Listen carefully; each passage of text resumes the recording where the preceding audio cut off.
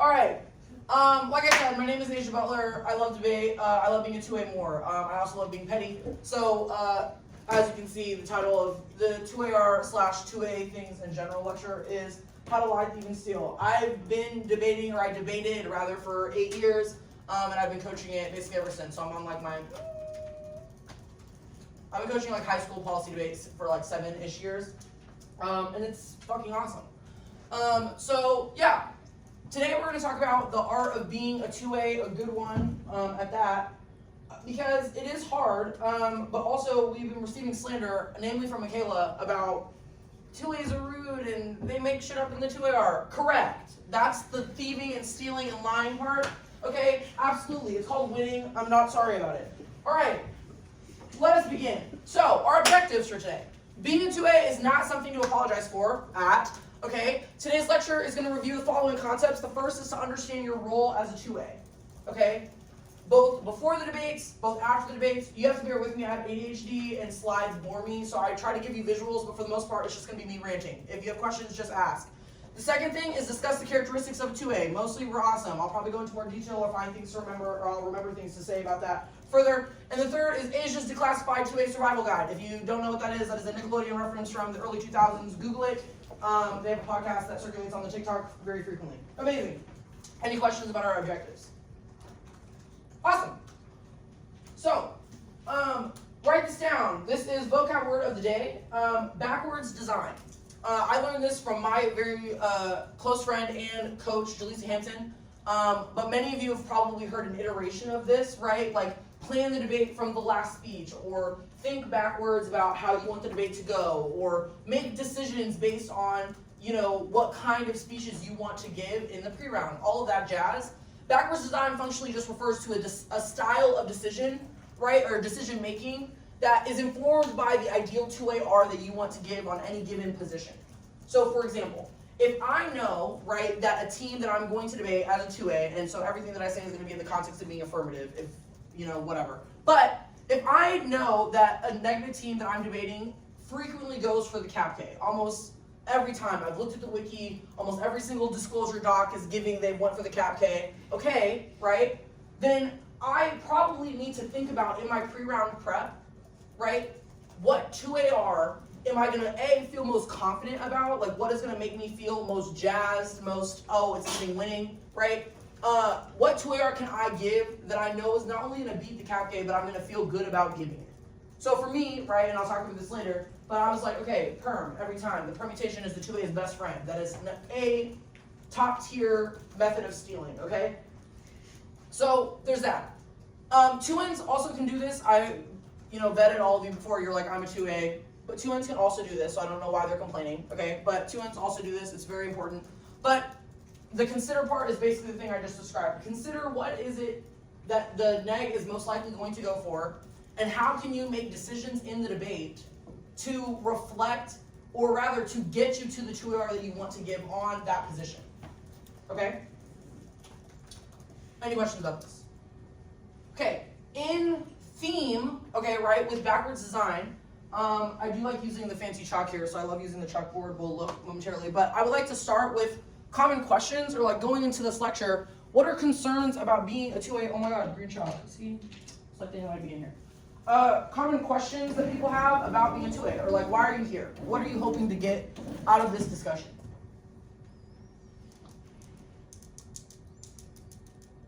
Period. Thank God. I was like, we have one of those groups. Cringe. Okay, go. What's the best way to sort of, when you're making arguments that are not previously made, how do I, or like... Lie! I'm hearing you! How do you lie? Best way to lie! I agree. How do I do that in a way that it's not just going to be like however many seconds of dead space because it's being flowed as you? I'm hearing you. That's a great question. Amazing. Okay, next. Yeah. Period. I agree.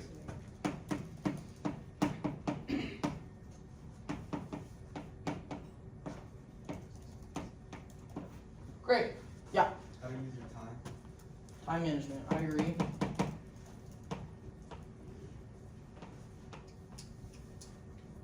Okay. Yeah. less reliance on what the 1AR may or may not drop or undercover. Okay, I'm gonna say relations between you and your 1A. 1AR and 2AR. I agree. Yeah, Andrew. What do you do when the 1AR screws up everything and you have to collapse on one like? Okay. Hold on. I understand the 2A versus 1N hate. Okay, I get it. I'm hearing you. I'm understanding. If we have time, we're gonna watch an example, not of the 1AR ruining everything. But so back in my day when I was debating, not too long ago, me and my 1A were not very fast. So this isn't like my 1A sucked. I love Ross. When you're watching this, Bessie, hey, new coach of debate at the Green Hill. We do love Ross. But Ross and I were not very fast. It just wasn't happening for us. Okay, we're not super speedy quick. It wasn't happening. I loved and developed this. I'll get to this in a second. Life even steel, because sometimes you just have to be like, damn, it's okay, Ross. The 1AR is hard. It's the hardest speech in debate. I'm hearing you about that. Sometimes people are rude, and the 1A has so much on its plate that the 2A needs to take on some of that 1AR in the 2AR after no one said anything about it. I agree. But you need to have solidarity with your 1A because it is effing hard out here, and it's important. Okay, any other questions, things that we like to cover? Yeah. I like value framing. Facts, I agree. So glad you said that because I was definitely going to forget. Listen, ADHD, it's a lot. Okay. Going once, going twice. You know how in those debates where like a team is clearly losing, but then the decision ends up being a 3-0 for them? Like, I guess how do you make it, I do know that situation very well.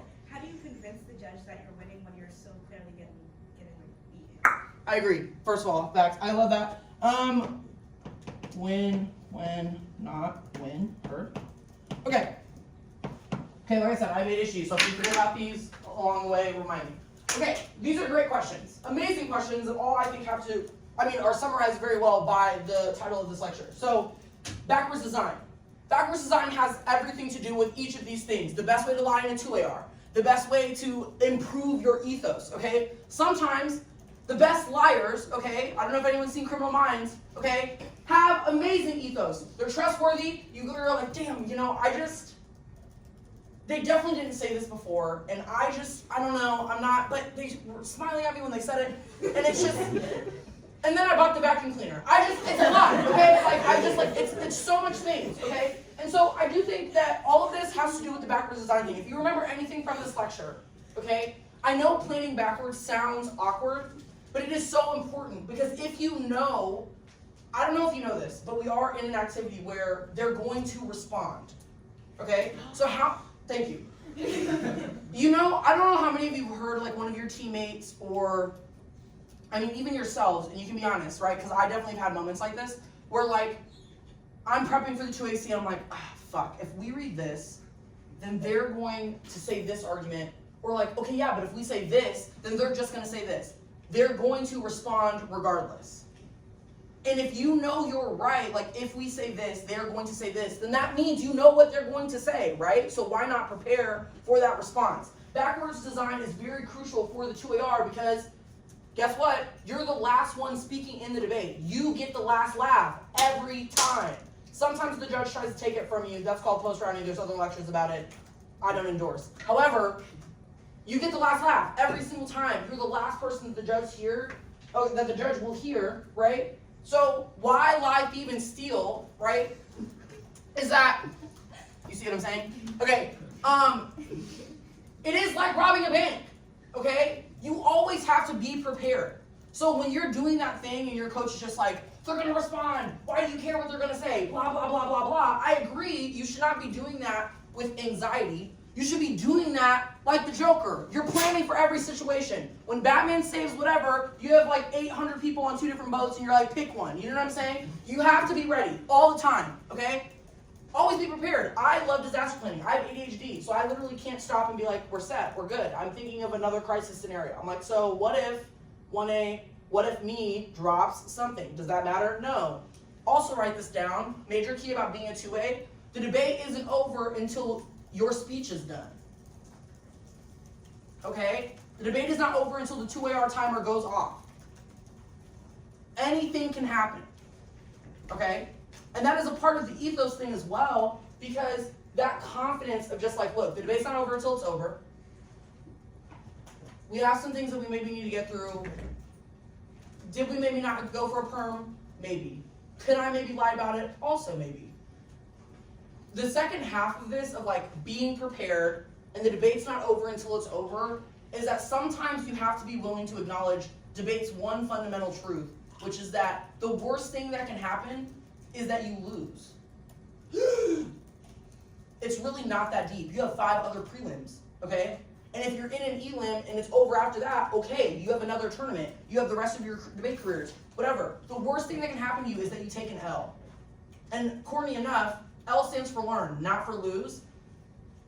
Those L's inform and make you better liars, better stealers, okay? Sometimes you get arrested and you're like, okay, I'll count the cameras next time. You see what I'm saying? It's a lot. So you have to stay ready. That's the TLDR of that rant, okay? Are we following?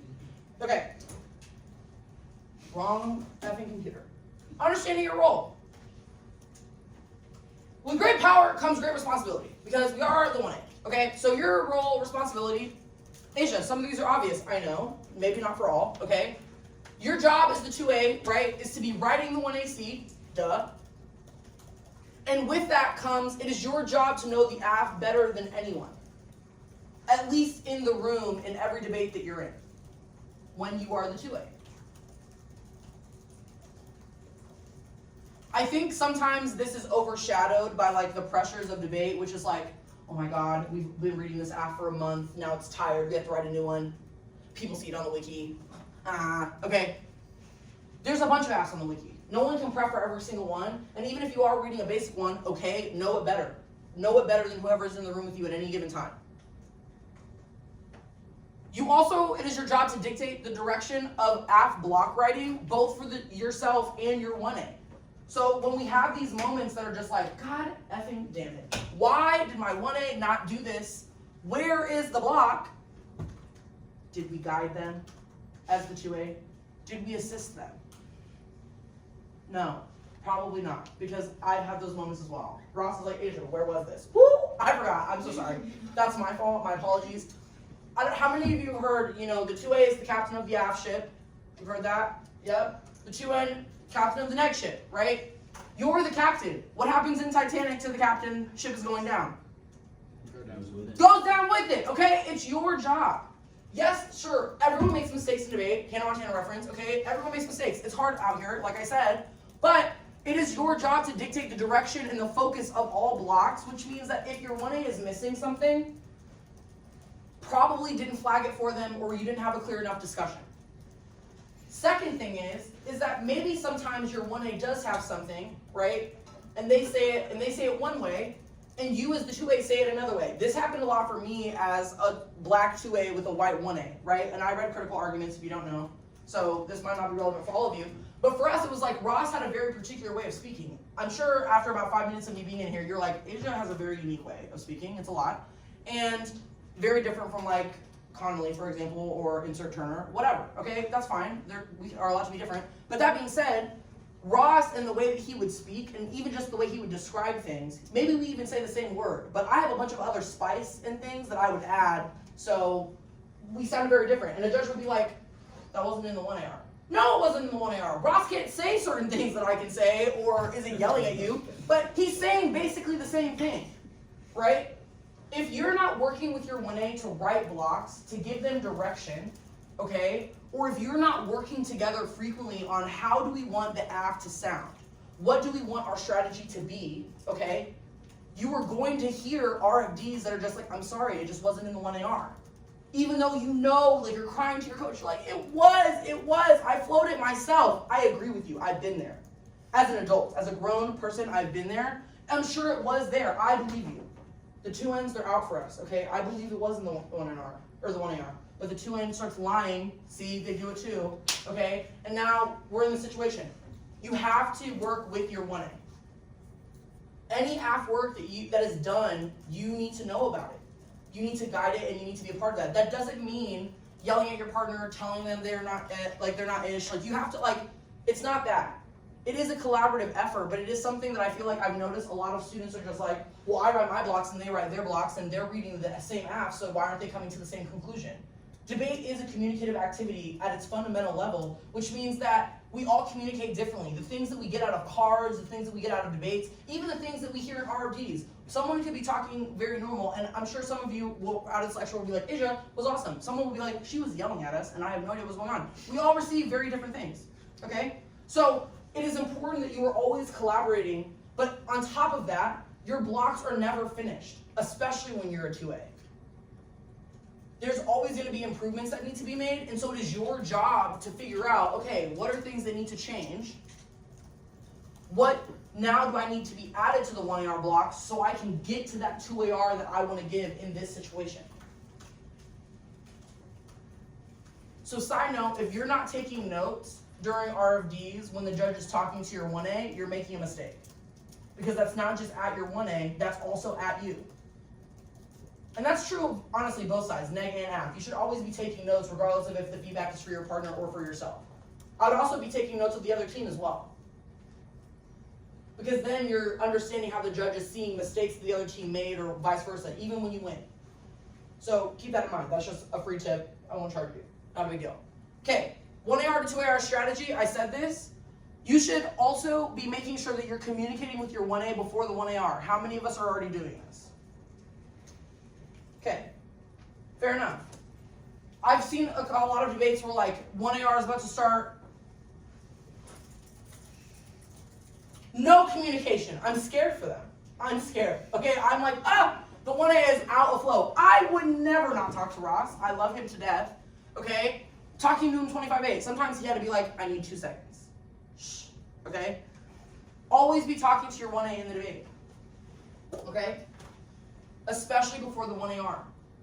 So a tip, because I'm sure you all are time pressed. You only get, what is it, 8 minutes nowadays? Mm-hmm. 8 minutes is like the max usually. Yeah. Sometimes it's 10 depending on the tournament, but not likely. You have 8 minutes of prep. That goes by very fast, and sometimes you can't afford to have a super long conversation about the 1AR before it starts. Duh, it's debate, efficiency. However, it is important to at least, and this is the way that I would organize it, is like, here are the 3 things that I need in the 1AR to give me the tools I need to give the 2AR that I want to give, okay? And the way that I would go about this is like, okay, and this is a part of that disaster planning, the stealing part, okay? If you were to concede a whole disad, okay, I'm not endorsing that, but if you were, what arguments do you have after that that could be extended that could help get you out of that situation? Yes? Period. You're a case. Hello? I agree. Facts. But this was really helpful for me because one of the biggest hurdles I ever had to overcome as a 2A was like, okay, sometimes like things are just out of your control. Like I dropped a bunch of stuff in the 2AC. Maybe I didn't give a 2AC and the judge, like I was reading their face and they were rocking with it, and then Ross gets up and now there's like a million things he has to cover because I dropped a bunch of shit, and so now he's trying his best, but it's only the 1AR, and God, they're only human, so there's like 80 million things, and so now there's like maybe 10 things they could say are dropped. That's also a key to ethos. They can only say it's dropped. Doesn't mean it's true. Not till the debate's over, okay? You see what I'm saying? Listen, when that happens, you need to be able to think to yourself, all right, and this is why it's important for you to know your AF better than anyone. What parts of my AF, what can those parts do for me?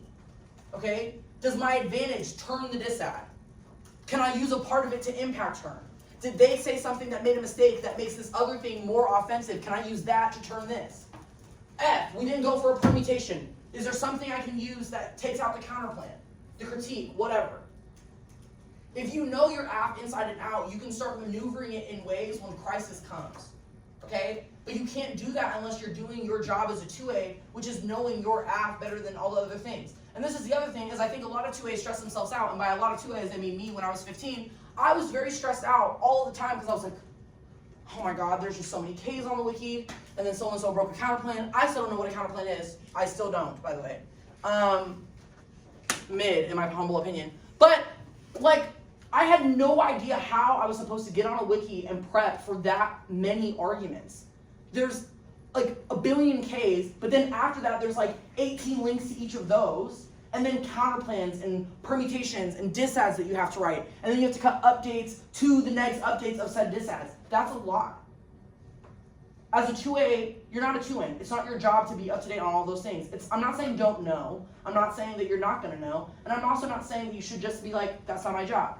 But what I am saying is that if you know your AF, like the back of your hand, okay, it is a lot easier to manage and think about, okay, even if I've never seen this argument before, or they've read a disad I've never seen, or a counterplan, fine, no big deal. I do know that my AF says this, and so let me see if I can create an internal link chain, okay? And, side note, the more confident you are about your affirmative, the more ethos you're going to have because you're not panicking. If you're only worried about your shit, okay, 10 off, that's fine. Seen it, not worried about it, what have you, okay? Any questions about this? Amazing. The 2AR. So let's talk about it. All great questions, asked primarily about the things. I remember when I was you all's age, basically every iteration from 14 to 18, I hated this speech. I convinced myself that I was a 2N, so much so that I was like, this speech blows, I'm horrible at it, and everything sucks. And I was ass. Okay, and that's fine. It's natural to be ass when you're 14, 18. And sometimes you get better, and it's fine. But the 2AR is a hard speech to give. Why do you think that is? Yeah. Because you have to wrap the entire debate in a nice little bow for your judge. Sometimes it's not nice, but you're facts. Because sometimes it's just like Boy Scouts not. I'm like, have fun. Someone else got their hand up. Why else is it a hard speech? It's incredibly daunting to be the last person that looks at the judge and is like, bleh.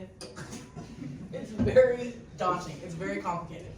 But for the reason that I hated this speech in high school is the reason that I love this speech now, both judging it and also giving it, right? It is so sick to be the last person that gets to be like, hey, I know that the 2NR said all this stuff, most of which I was bad at flowing in high school, so I don't remember, okay? However, okay, forget about all of that, okay? Brainwash, okay? Maybe you're turning the cameras off so the security guard can't see you in the bank, okay? You're like, shiny object, over here, okay? I have news for you. The 2AR, that's all you have to remember. Do you know how hard it is to be a judge? You have to flow all of this shit, okay? The 1AC, the 1NC, 2AC. I hope you did flow that, but the 2NC, the block, oh my god, it's just so much. So why don't you just listen to the relaxing sound of my voice in the 2AR? It's the best, okay? And you're all laughing, haha, kiki. But I'm being so serious.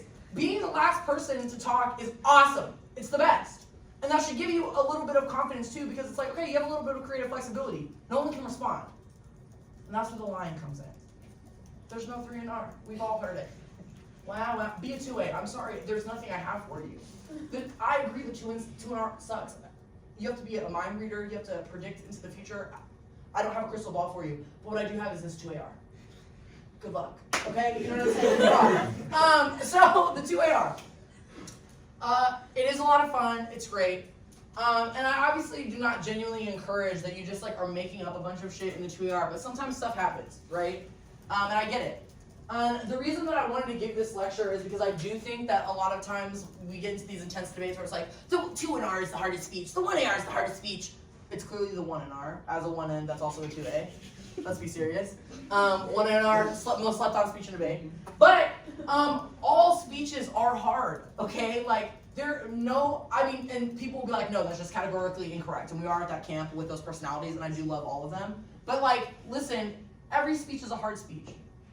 And that's okay, it happens, it's debate, okay? Debate is supposed to be hard debate is good debate, whatever. But the fun thing about the 2AR is that it's hard in a different way, because you're right that you have to wrap up everything that's been said in a tiny little bow and be like, and now you're like trusting your child to the judge. Be like, please help us. Okay, give us a ballot. Okay? So, rule number 1 of giving a good 2AR, and I don't have like explicit notes about this, because it is really just like train of thought. Wrong computer again. Hello? See? So much to do in only 5 minutes. This is my last visual aid, okay? So just bear with me. The 2AR, there is a lot of things to do in 5 minutes.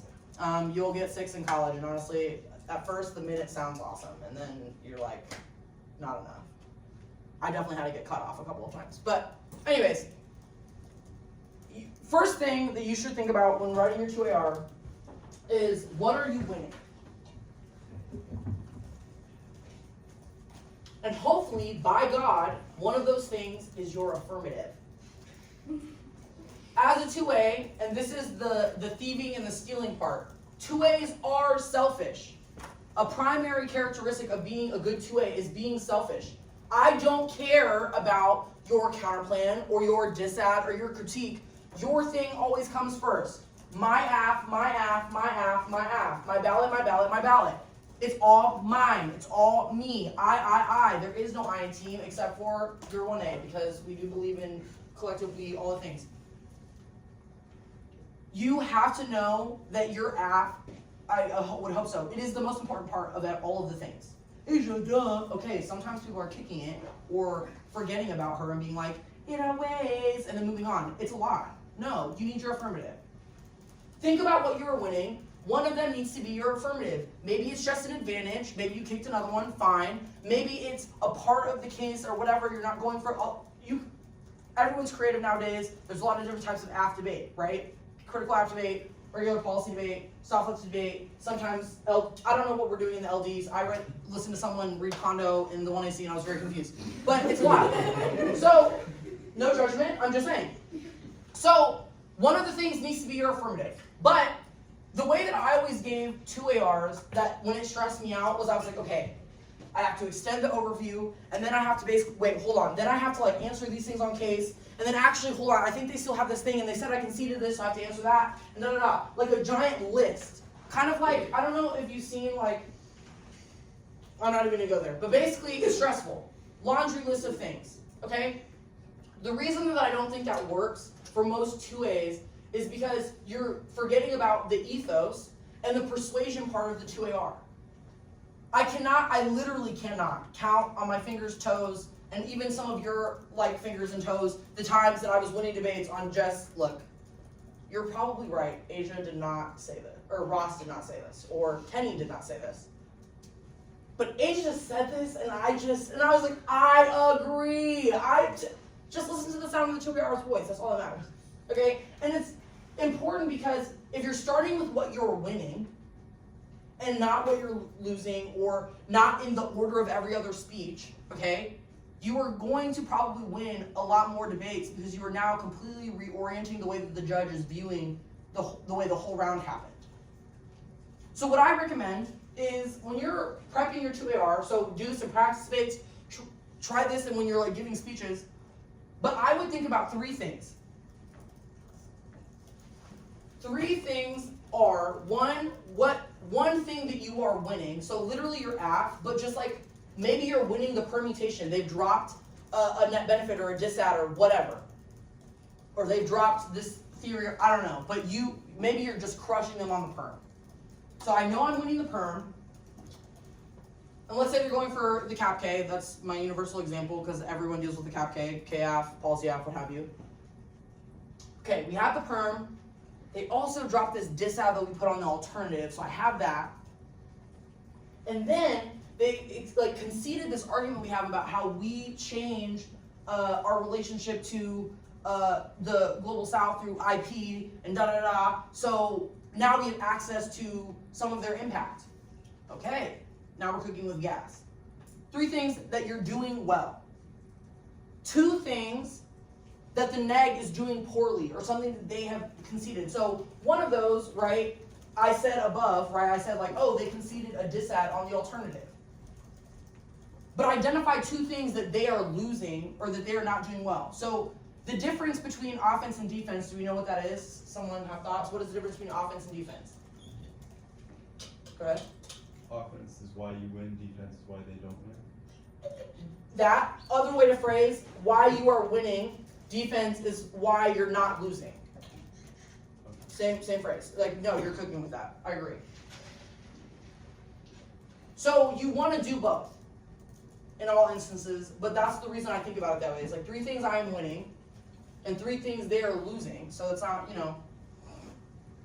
The reason this is important is because this is how you write your 2AR overview. Don't just randomly extend the same overview from the 2AC or being like impacts da-da-da-da. That is helpful, and obviously policy is different than some critical things. But if you start with what you are winning specifically and then use that to shape how you give an impact overview, okay, then the judge is like, oh shoot, they did concede this thing. And let me tell you a secret, judges are lazy. That's why most of the time they're like, all I gotta do is listen to the 2AR. You're like, I agree. Okay? But judges are lazy because judging is hard, and most of the time the hospitality room is ass, and there's not even water in there, and so everyone is tired, and there's no coffee and no Red Bull, and so we're just like, God damn, all these kids just want to win, but I have to pick one. It's hard.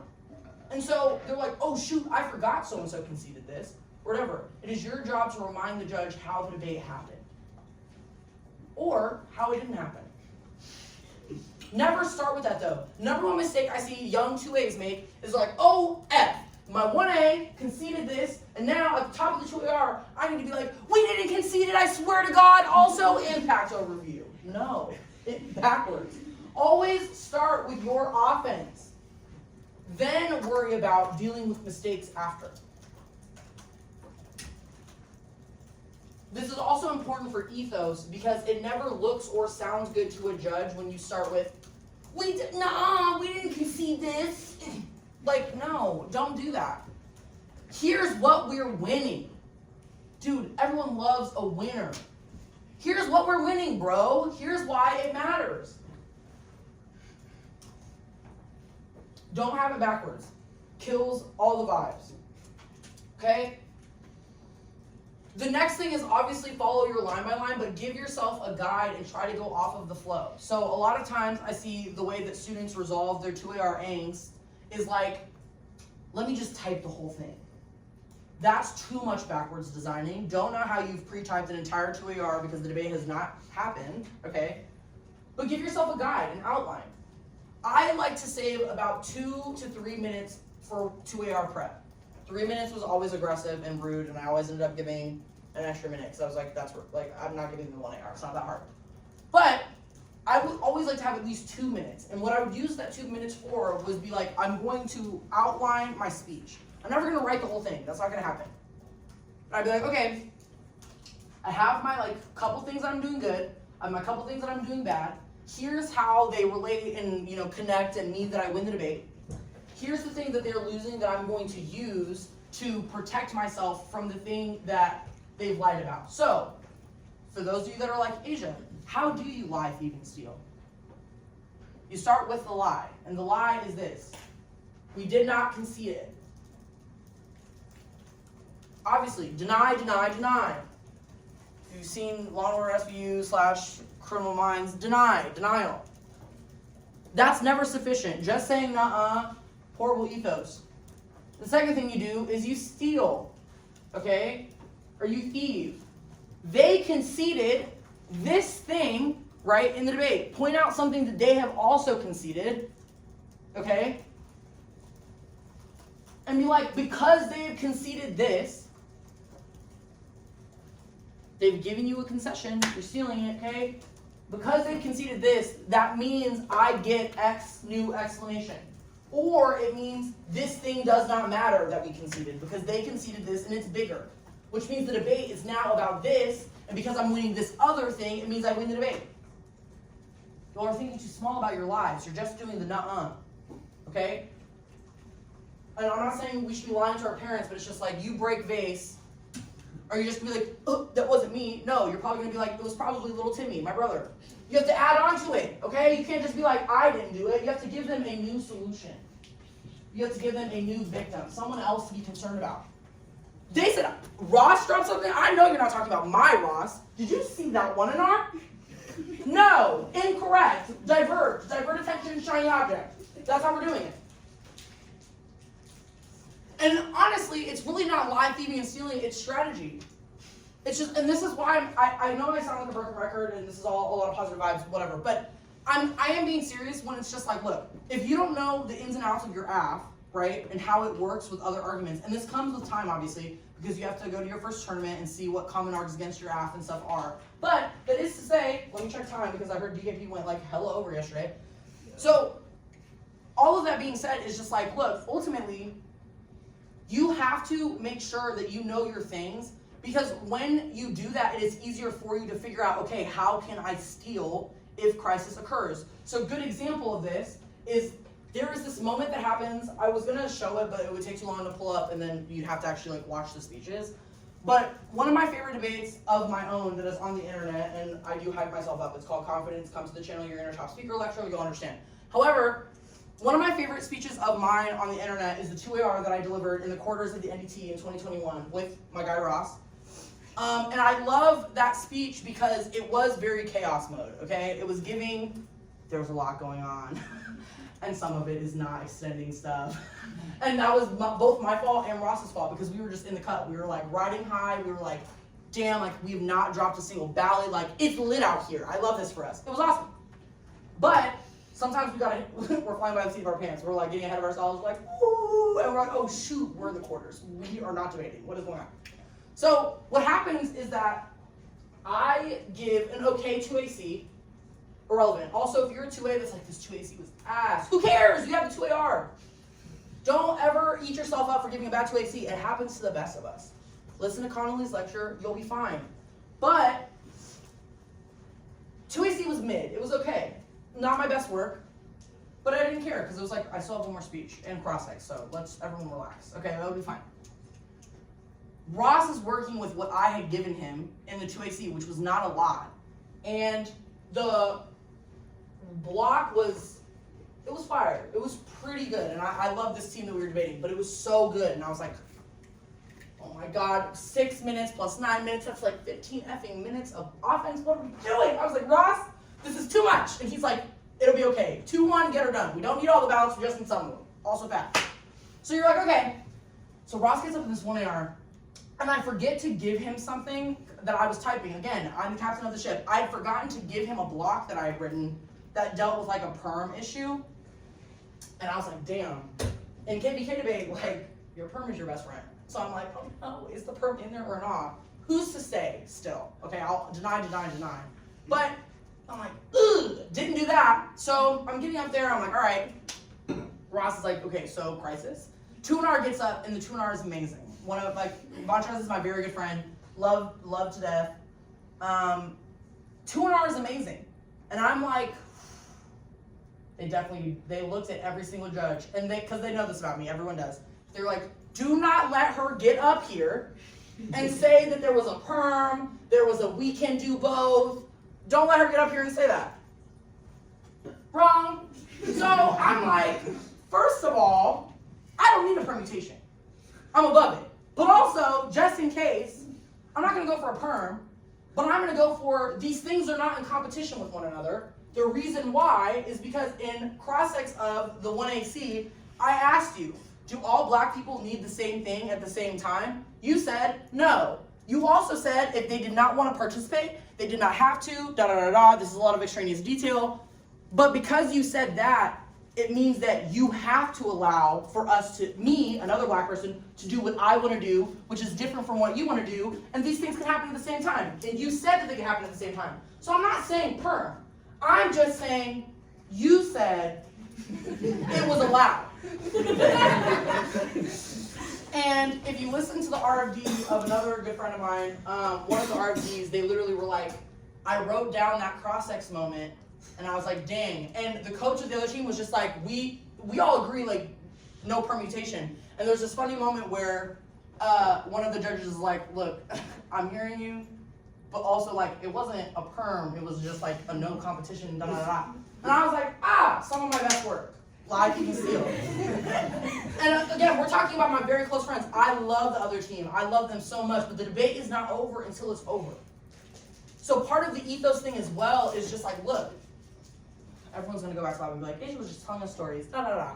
So what I'm saying, though, is ultimately, if I leave you with anything, is that ethos comes with confidence, that ethos is confidence, but it is also being like, okay, I know my AF, and if you already know in your head, the worst thing that can happen is I take an L, okay, why not try it? Sometimes people will be like, oh, we can't say that because then the debate, the judge will know that it's new. Are you sure they're flowing? Okay, respectfully, some of your judges are my students, and I don't even know if they're flowing in their own debates. So, what's the worst that can happen? You try. I'm not saying give up 2AR that's completely new. But what I am saying is that you have to think a little bit more broadly about, okay, if you want to win the debate, why are we not trying to win the debate? You know what I'm saying? Like, just worst thing happens, okay, you take the L. The judge is like, I'm sorry, that was new. You're like, okay, fine. As long as you're not saying there was new stuff in the one, whatever, fine. It was new. I'll lie better next time. Are there any questions about any of this? Did I come up? Real quick before question, I'm going to answer one thing because I feel like I've covered all of these except for ballot framing / time management. So this thing, I would have in the same area of the flow as the thing you're winning and the thing that they're losing. What do you want the judge to do about it is the third thing. So I remember I said 3 things, and I forgot the third thing. So that was the third thing, is that what do you want the judge to do about it? This is very important because I feel like ballot framing or judge instruction is being characterized as a critical only thing, and that's not the case. Okay? It is not a bad thing to look at the judge and be like, if I am winning this, it means that you need to think this about their argument means ab ballot. Okay, I love an if-then statement. How many of you are AP Lang? Period. AP English. Love that. If-then statement solves all the things. Tell the judge what you want them to do about it. What does it mean that you're winning this argument? Because some of you are really good at being like, I'm sorry, this impact outweighs. Explain internal link. But you don't do the second part, which is, here's why that matters, judge, for your ballot. Don't say judge. It's corny. But you see what I'm saying? Does that make sense?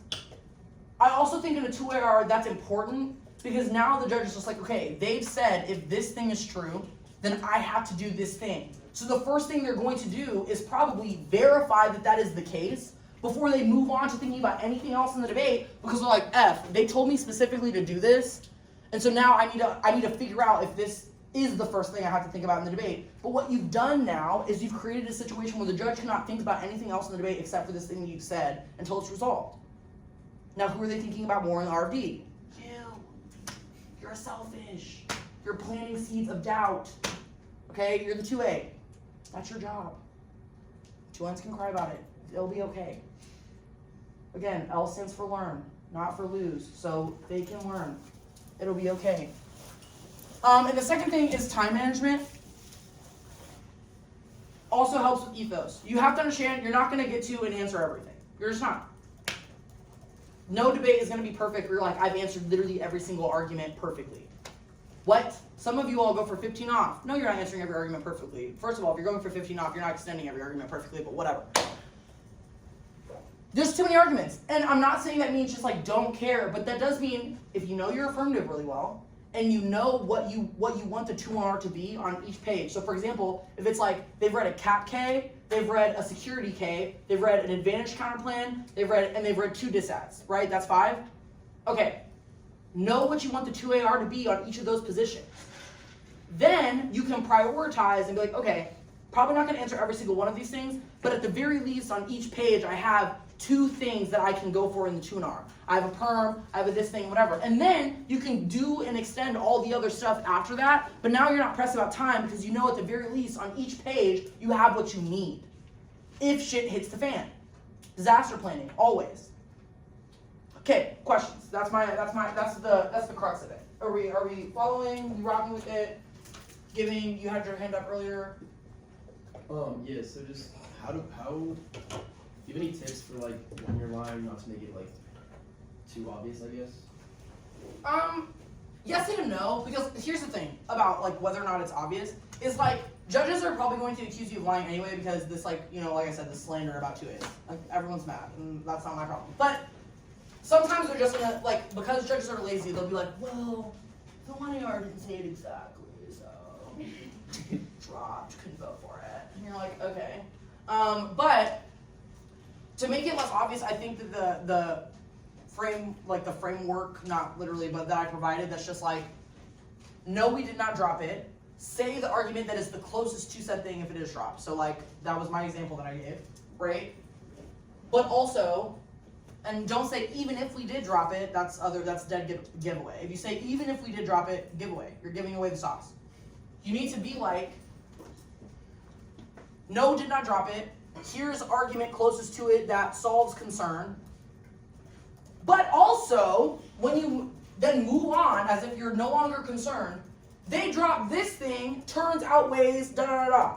If you say even if, they're gonna be like, they're covering their ass, and you're like, no, don't, like, you're giving away the hideout, don't do that.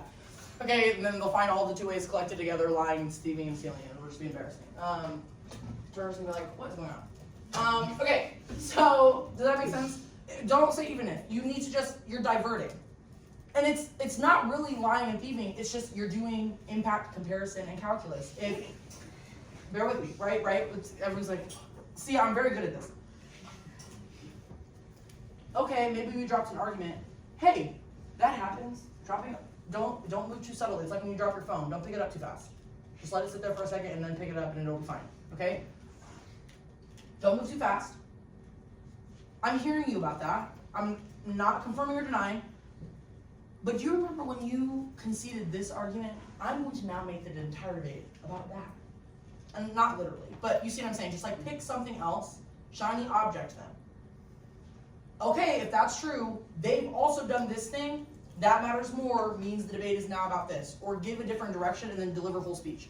That is a way more effective way to deal with things like drops because one, you're not panicking because it's like, okay, dropping shit happens, okay? It's not as quite a crisis as you imagine, okay? It happens, but if you can redirect the judge's attention to something else and win that it outweighs or reshapes the debate in a different way, you will be in a lot better of a spot because now the judge is like, well, F. If you don't say anything about it because you're worried the judge is going to catch you saying new shit, you've already lost, okay? Like, if, insert robber is like looking over his shoulder every time, like, you're already going to get caught. I'm sorry, because you look weird and your like neck is like wigging out. Okay. Any other questions? We have like 2 minutes and then I'm going to let you go because it was 12. Yeah. Why does, at one point you were talking about like new 2AR explanations. Why does the 2NR conceding something justify new 2AR explanations? So it kind of depends on situation. So I'm trying to think of like a specific example that maybe clarifies X thing. So like sometimes you know how like a certain theory argument might mean like if they say condo, right? Condo means that the neg can read a bunch of conditional positions, right? Or however, whatever the term is, right? So I'm like, if you can read a bunch of additional conflicting positions, and the 2NR is like, they dropped that, these two cards conflict one another, or they've said conflicting things, and da-da-da, I'd be like, okay, well, I don't know, them being condo or them saying condo just that means that I can say whatever I want to, have condo, da-da-da. Do you see what I'm saying? That's like not inherently connected, but that's sort of what I'm kind of trying to describe, is that there's not going to be a perfect one-to-one every time, but like, I'm not saying like just literally the act of dropping argument means you get new things, but if they do drop another argument, you can either A, say that dropped argument matters more than the thing that you have dropped, so literally just compare and contrast them in terms of impact calculus, or maybe it is content-wise something that you can use to say, them dropping this argument means that now the debate should be about this thing, or rather it does justify me getting new answers because whatever. So a good example of this is an argument that I had invented for myself, and this is the last story I'll let you escape, is that other thing that we used to do is that Ross and I got in a bunch of trouble with judges because they'd be like, Ross sounds like a Ross, and Asia sounds like an Asia, and so the 1AR, 2AR, they're not matching up. And I'd be like, oh shoot, we have to do something about this. And so our solution was, I typed up Ross a block that was just like, basically like, Asia is not responsible for any like white man, rah rah rah, that Ross says in the 1AR, she gets new 2AR answers to everything. And this was, I put this at the bottom of like, I'm a K debater, you have to also remember. And I'm a debater that wins, first of all, that happened to have read Ks. That is the real way to say that. And so we'd always put it at the bottom of the thing. And no one was like, this isn't real, like whatever. And I'd be like, you conceded that I get new 2-hour answers. This white man doesn't speak for me. I'm so sorry. I love him to death. And so what he did say, I'm using, but the rest of it, no. I deny. Like, not my fault, not my problem. And so that would be an example. Is like when they dropped that argument, I would literally be like, you dropped an issue against new answers. I'm sorry. Now we're in for a time. You know what I'm saying? It's a lot. But thank you very much. The last thing I'll actually leave you with is that you all are excellent. You're at an excellent camp with a lot of excellent, super smart people. I wanted to give this lecture just because, speeches don't have to always be super intense. But being a 2A is a lot of fun. And so you just need to think about it. I figured a new perspective on being a 2A would be helpful. Because one, slander, but also two, sometimes you do just gotta lie, thieve, and steal. But that requires admitting that not everything's gonna always be perfect all the time. And so I wanted to give you some fast facts about, juking them out. So there's that. But have a good lunch, enjoy your labs, and if you all need anything, you can always stop me in the hallway, snag me, whatever. But peace and blessings.